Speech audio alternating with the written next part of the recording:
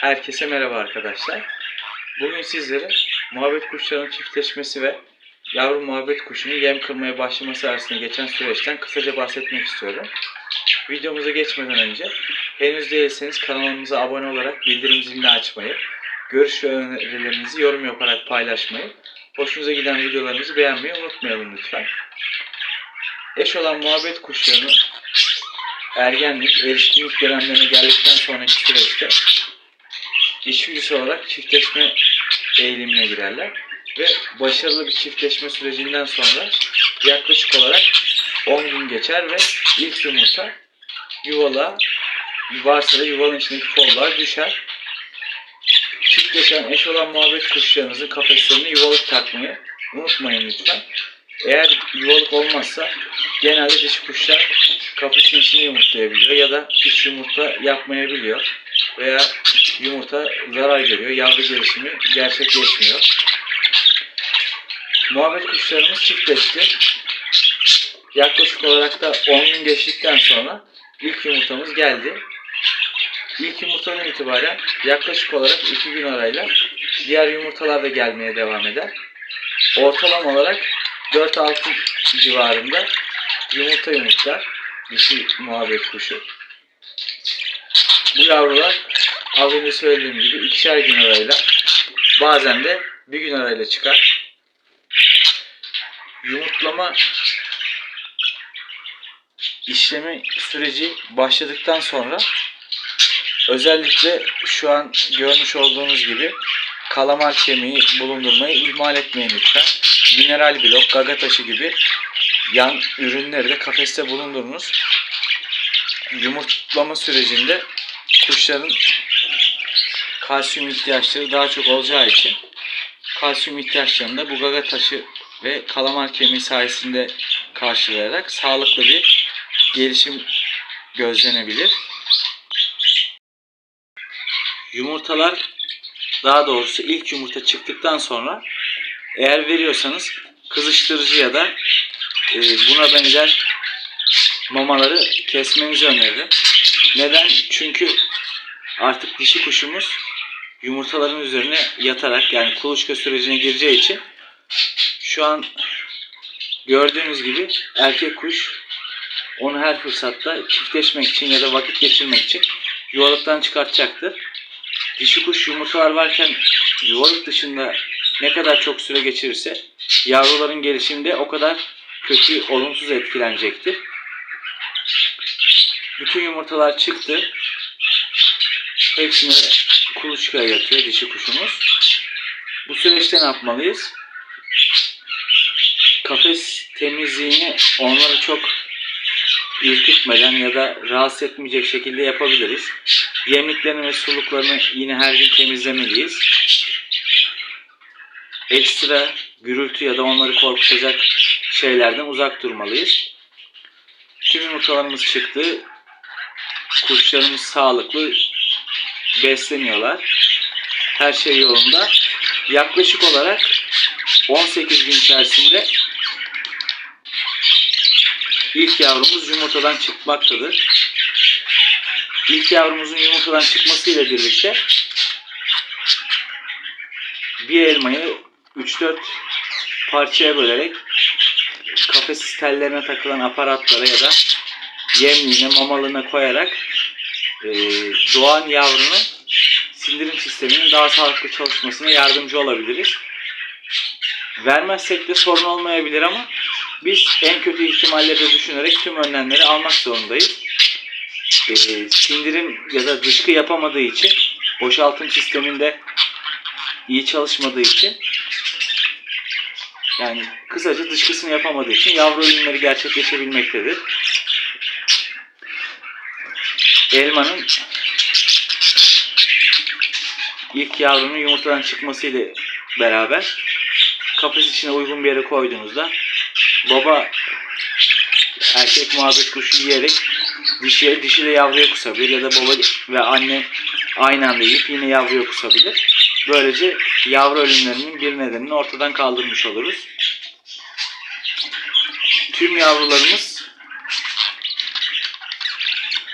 yumurtadan çıktıktan sonra ya da ilk yavru çıktıktan bir 3-4 gün sonra yavaş yavaş yuvalığın içerisine ya da kullanıyorsanız kolluğun içerisine biraz talaş dökmenizde fayda vardır.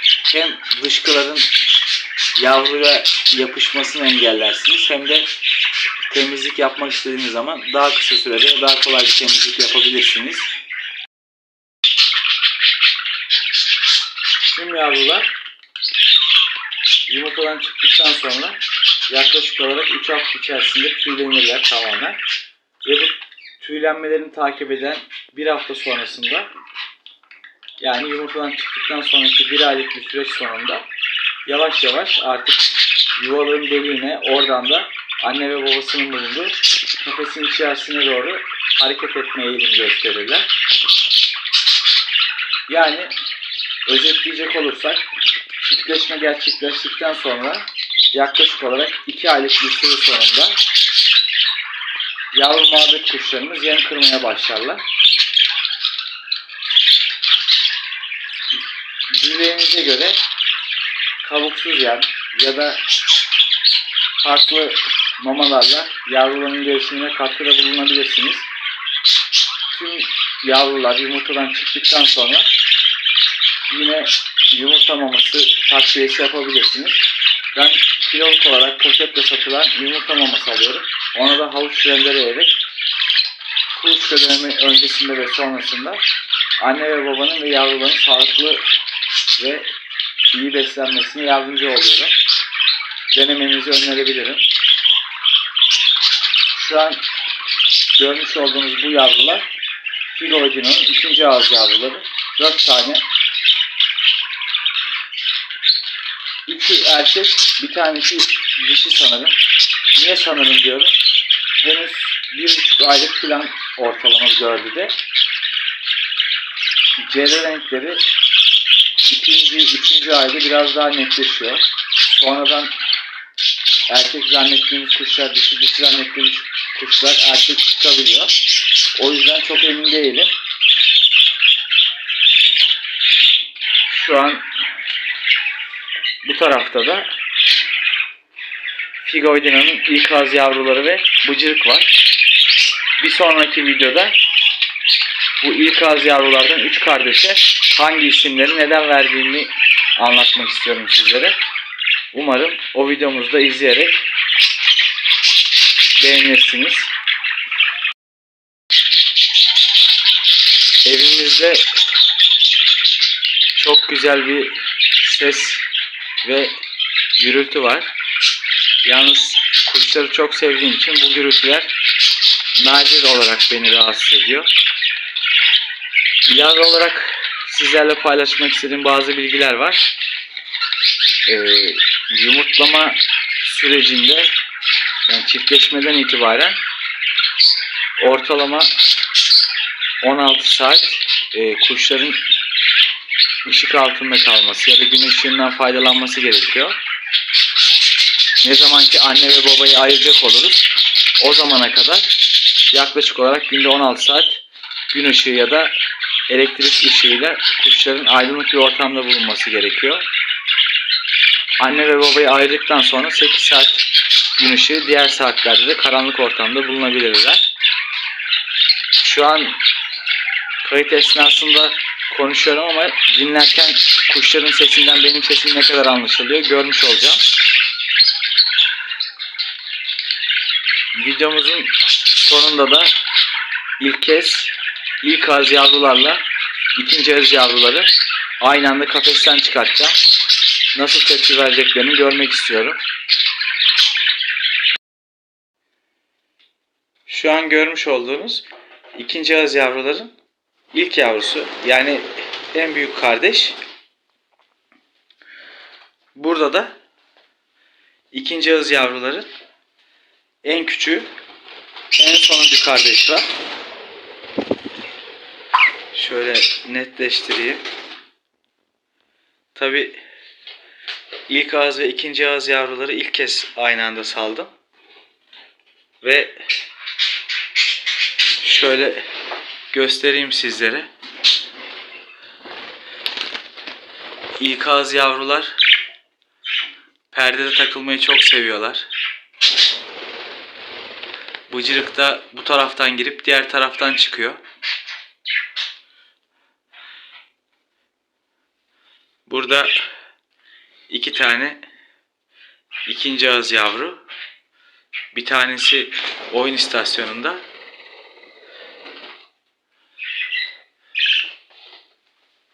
İkinci ağız yavruların dördüncüsü de burada. Onu da elimize alalım. Gel bakalım. Aferin sana.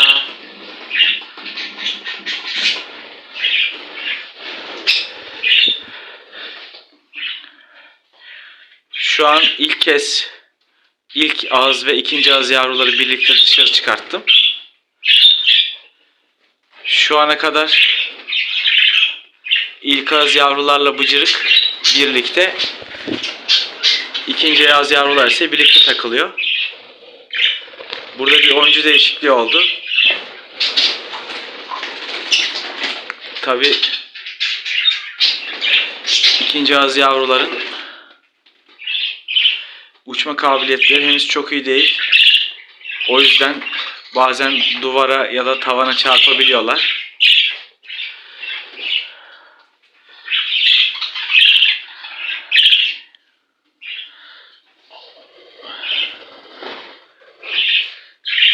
Mesela gördüğünüz gibi ilk ağız yavru direkt kafesin üstüne iniş yaparken diğer yavrular elimde.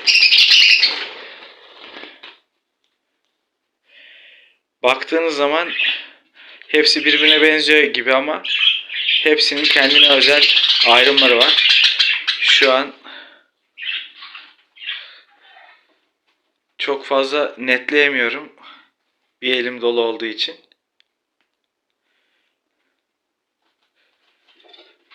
İlk ağız yavrularda olduğu gibi ikinci ağız yavrular da kafesin içinde ya da kafesin dışında elimi ısırmaya bayılıyorlar. İlk ağız yavrular yaklaşık 3,5, ikinci ağız yavrularsa yaklaşık 1,5 aylık ortalama yaşları yani. Ve ikinci ağız yavrularda yumurtadan çıktıktan sonraki süreçte ilk ağız yavrulara göre daha az yumurta mamasını havuç rendeleyerek beslenmelerine katkıda bulundum. Eğer şu anki ikinci ağız yavrular 3,5 aylık olduğunda, yani yaklaşık 2 ay sonra birinci ağız yavruların şu anki cüssesine ulaşmazsa bundan sonra yumurtadan çıktıktan sonraki tüm süreçte mama ile beslenmelerine katkı sağlamayı düşünüyorum. Çünkü fiziksel olarak ne kadar gelişirlerse kendilerinden sonraki nesillerde o kadar sağlıklı ve iri vücutlu olacaklardır. Düşüncelerim bu yönde.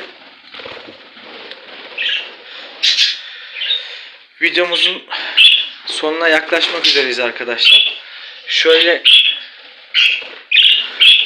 solda ilk ağız, sağda da ikinci ağız yavrular için şu an ayırdım. Ortada bir bölme var. Birkaç hafta içinde bu bölmeyi de çıkartarak bu büyük kafeste tüm yavruların aynı anda durmasını da sağlayabilirim.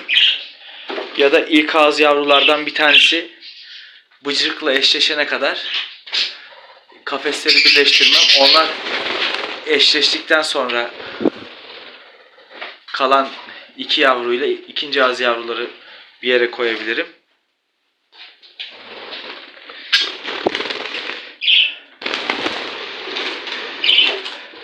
Bir tanesi uçmaya başladı mı diğerleri de uçuyor. Tabi şöyle göstereyim. Mesela baba ve annesinin bulunduğu kafesinde üzerini gazeteyle örttüm. Çünkü özellikle ilk ağız yavrular sürekli o kafese gidiyor ve Figo'da ayaklarına çok hızlı bir şekilde hamle yapıyor ve yaralayıcı, bazen kanatıcı hasar verebiliyor. Şu an için sizlere aktarmak istediğim bunlar arkadaşlar. Son kez hatırlatmak istiyorum. yani muhabbet kuşları çiftleştikten sonra 2 ay sonra yumurtadan çıkan yavrular yem kırmaya başlıyor. Yani bu sevimli, tatlı canlıların kendilerini uçarak ve yem kırarak besleyebilmeleri için geçen süre yaklaşık olarak 0'dan itibaren 2 ay sürmektedir. Kanalımıza abone olarak bize destek olmayı unutmayın lütfen. Her geçen gün büyüyen ailemiz sizlerin desteğiyle daha da büyümektedir.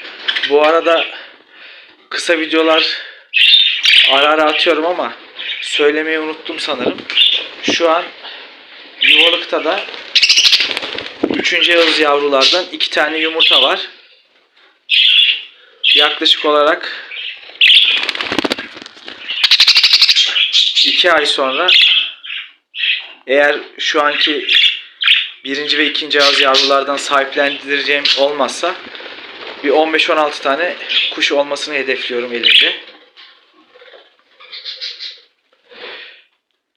Yeni videolarda görüşmek dileğiyle. Hoşça kalın. Geçin bakalım. Güzel kuşlarım. Geçin hadi buraya. Geçin bakalım. Aferin sana. Sana da aferin.